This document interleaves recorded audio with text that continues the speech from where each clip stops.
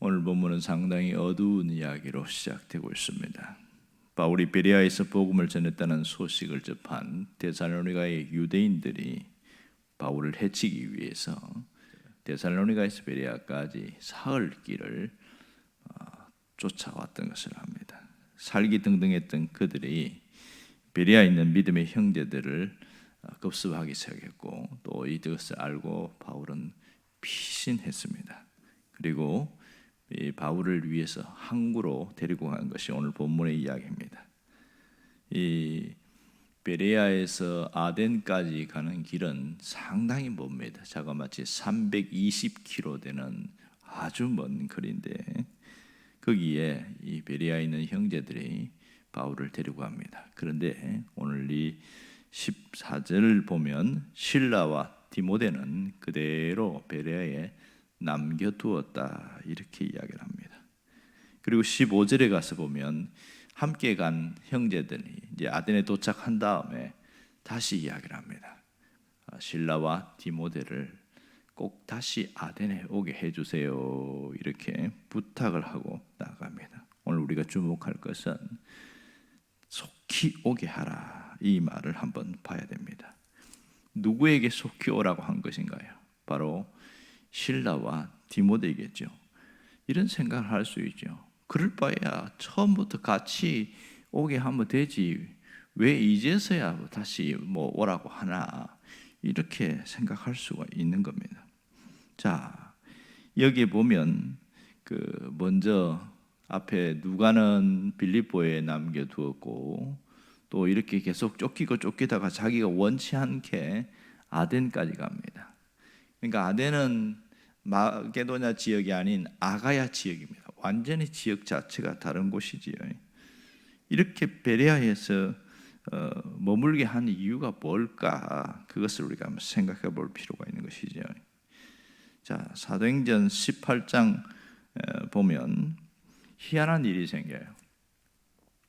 이 18장 5절에 보면 갑자기 뜬금없이 실라와 디모데를 고린도로 다시 오게 하라 해서 같이 합류하는 그런 이야기가 나옵니다. 중간에 뭔가가 생략된 부분이 있어요.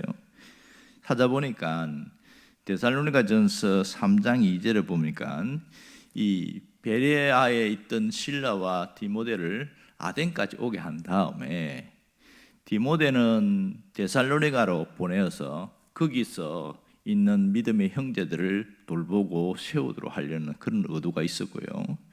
그리고 실라는 아마도 가까이 있는 이 베레아 지역에 있는 성도들과 또 저 위에 빌립보까지 왔다 갔다 하면서 서로 좀 함께 권면할 수 있도록 이렇게 했던 것 같아요. 그리고 고린도에 바울이 있으면서 거기서 재합류한 그런 모습이 나타나고 있습니다. 그러니까 이 바울이 지금 베레아에서 아덴까지 내려왔잖아요. 여기까지 오는데 한 나흘 걸립니다. 그리고 믿음의 형제들이 다시 올라가는데 나흘 걸려요. 바울이 아덴에서 실라와 디모데를 기다리는 시간이 자그마치 8일이라는 겁니다. 전체 시간을 따지면 12일이 되겠지만 이렇게 긴 시간 동안 기다리고 있는 겁니다. 그러니까 제가 이야기했잖아요. 그럴 것 같으면 처음부터 같이 오지, 왜 복잡하게 머물고 하고 또 자기는 기다리고 있고 또 뒤에 또 이렇게 8일 만에 또 만나게 되고 왜 이렇게 복잡하게 일을 하냐, 이런 생각이 드는 거예요. 그것은 단 한 가지밖에 없습니다. 교회를 세우고 영혼을 살리기 위한 그 몸부림이 바울에게 있었음을 알 수 있습니다. 바울은 마게도냐에 있는 그 복음을 전한 성도들에게 그들 한 사람 한 사람을 놓치지 않으려고 굉장히 애를 썼습니다. 자, 생각해 보세요. 이 데살로니가에 있는 유대인들이 바울을 죽이기 위해서 폭력배까지 동원해서 이제 이 베레아까지 내려왔단 말이에요. 그런데 못 만났어요. 그러니까 화가 난 게 이 분을 참지를 못해서 베레아에 있는 성도들에게 해코지할 가능성이 굉장히 많습니다. 그걸 알기 때문에 디모데와 실라를 남겨두었던 것이죠. 그렇게 해서 그 믿음이 연약한 자들을 바로 세우도록 그렇게 했던 거예요. 그러니까 자신이 어떻게 되든지 상관없이 지금 그렇게 복음을 듣고 있는 그 성도들, 그 사람들에게 실족하지 않게 하려는 의도가 굉장히 강했던 것을 알 수 있습니다. 누가를 빌립보에 남겨둔 이유도 바로 이러한 이유죠. 그런데 놀랍게도 누가가 빌립보에 있었기 때문에 이 빌립보 교회가 굉장히 견실하게 성장할 수 있었고, 또 디모데를 데살로니가에 보냈기 때문에 데살로니가 교회가 굉장히 아주 차분하게 성장했습니다. 아마도 바울이 이 아테네에 있다가 다시 또 복음을 전하는데 어디로 가냐면 고린도로 내려갑니다. 이 아가야 지역의 수도가 고린도니까요. 거기서 오랫동안 머물러 있어요. 그러면서 뭐라고 그러냐면 자기가 다시 데살로니가에 방문도 하려고 하고 또 이 베레아도 방문하려고 하는 의도를 갖고 있습니다. 그런데 그게 어려워지기 시작합니다. 특별히 데살로니가에 여러 번 가려고 했을 때에 데살로니가 전서에 보면 사탄이 방해를 했다 이렇게 이야기합니다. 무슨 얘기가 들리냐면 처음에 이 야손의 집에 사람들이 쳐들어갔고 그를 끌고 와서 나중에는 뭐 이 보석금을 줬다 이야기했을 때 그 보석금이 각스라고 그랬잖아요. 서약서를 쓰게 했다라고 얘기했는데, 근데 그러니까 바울이 가게 되어지면 바울을 밀고 하도록 신고하도록 그렇게 서약서까지 썼으니 갈 수가 없는 상황이 되어버린 겁니다. 그래서 이 고린도에 있으면서 실라와 디모데를 다시 보내고 이런 일들을 반복한 이유가 여기에 있습니다. 그러니까 데살로니가 전서에 보면 그 이야기가 자세하게 나오고 있습니다. 다시 디모데를 데살로니가 보내서 나 대신 네가 가서 이렇게 좀 해라 하고 지침 주고 또 방향을 알려주고 이렇게 해서 데살로니가 교회를 든든히 세웠습니다. 그것이 데살로니가 전서와 후서입니다. 그러니까 고린도에 있으면서 아주 오랫동안 있었거든요. 1년 6개월 이상을 있었으니까 그렇게 하면서 교회를 하나씩 바로 세워나갑니다. 어떤 면에서요?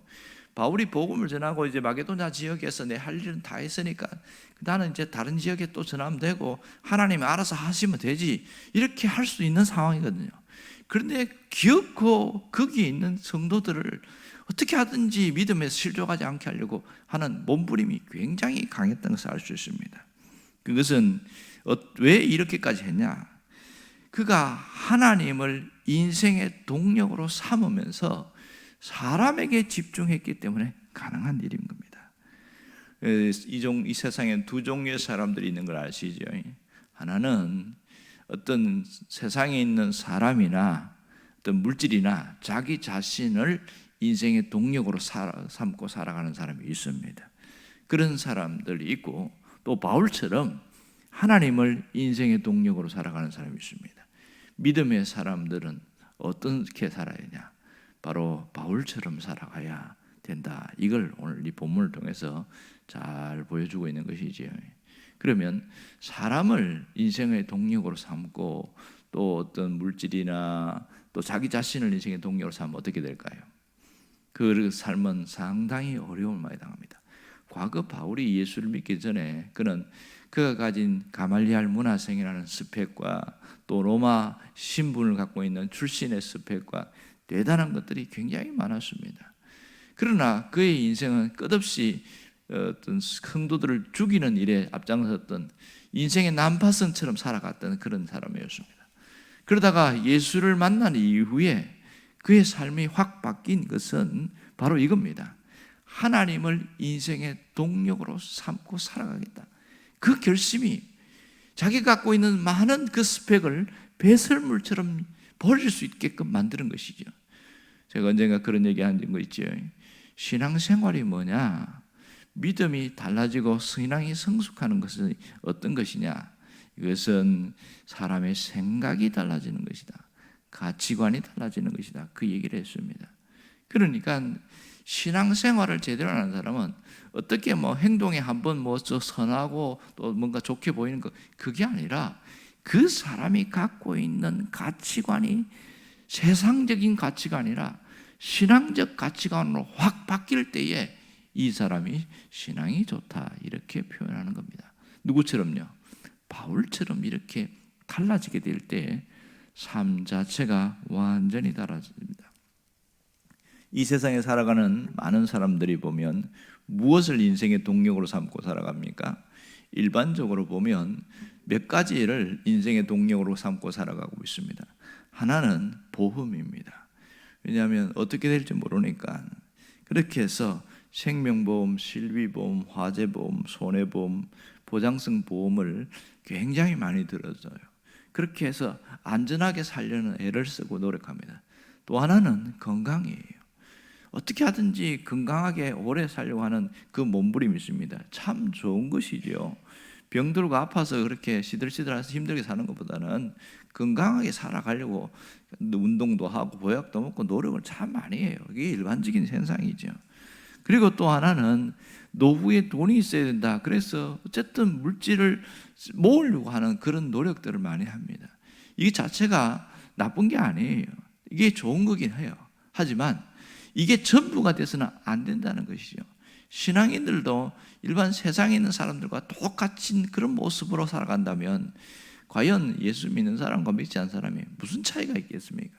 뭔가 달라도 달라야 되겠지요. 뭐가 달라야 될까요? 뭔가 달라진 것은 가치관입니다. 바로 누구를 인생의 동력으로 삼고 살아가냐, 그 차이입니다. 아무리 예수를 믿는다고 하더라도 여전히 하나님이 아닌 다른 것을 인생의 동력으로 삼고 살아가면 그 인생은 결국은 난파선처럼 그렇게 좌초하게 될 가능성이 많습니다. 어떤 선배 목사님이 경험한 걸 얘기하는데 자기 삼촌이 상당히 돈이 많아요. 교회도 다니고 있고 뭐 장로기도 하고 뭐 그랬나 봐요.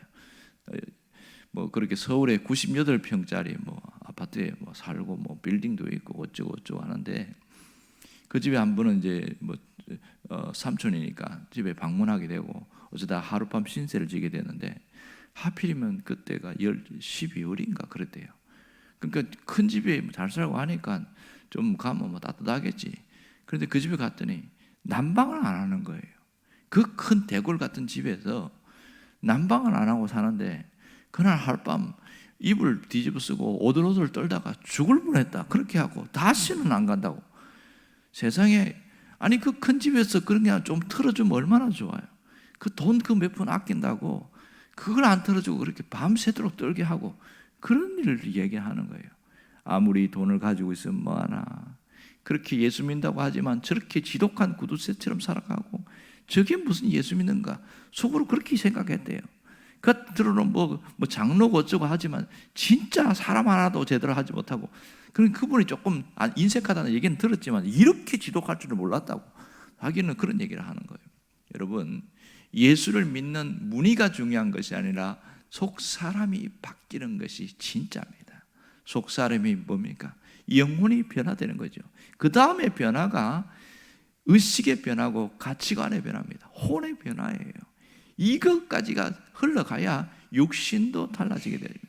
그러므로 오늘 하나님을 인생의 동력으로 삼고 살아가는 것이 이것이 구원의 방주가 될 수 있다는 겁니다. 자기도 살리고 옆에 있는 사람도 살리고 다른 사람도 세워나가는 놀라운 일들이 일어난다는 것을 우리가 잊지 않아야 됩니다. 바울이 위대한 것은 바로 이겁니다. 그거 얼마든지 자기가 그냥 사역에 집중하고 그렇게 했으면 다음에 갖고 하고 나머지는 하나님이 알아서 하면 되지. 그렇게 하지 않았다는 거예요.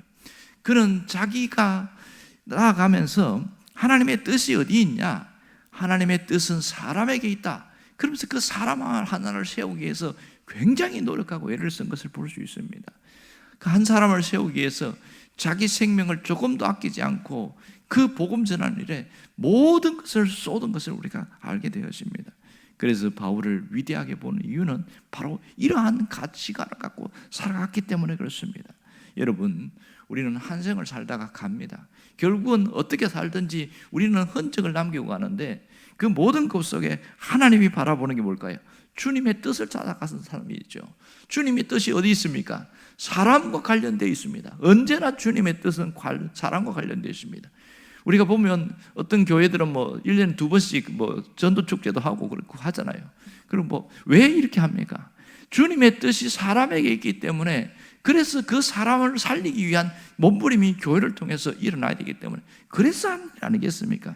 여러분 살아생전에 한 사람의 인생이라도 주님에게 바로 세워줄 수가 있다면 우리는 그 한 사람을 세운 것 때문에 주님은 우리를 구원의 방주로 우리 자신의 인생을 그렇게 살게 했다는 것을 기억하기를 바랍니다. 난파선의 인생이 아니라 구원의 방주가 되는 것은 나의 선택과 결정에 따라서 완전히 달라진다는 것이죠.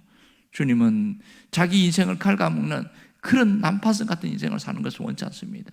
우리가 예수를 믿고 이렇게 신앙생활하는 이유는 영혼을 세우는 그런 구원의 방주가 되라는 그 뜻을 실천하는 것, 그것이 주님이 우리에게 요구하는 겁니다. 그럴 때 우리는 영원히 기억되고 기념될 수 있는 그런 생을 살아가게 될 것입니다. 여러분의 그런 삶을 살기를 주의 이름으로 축원합니다. 기도하겠습니다.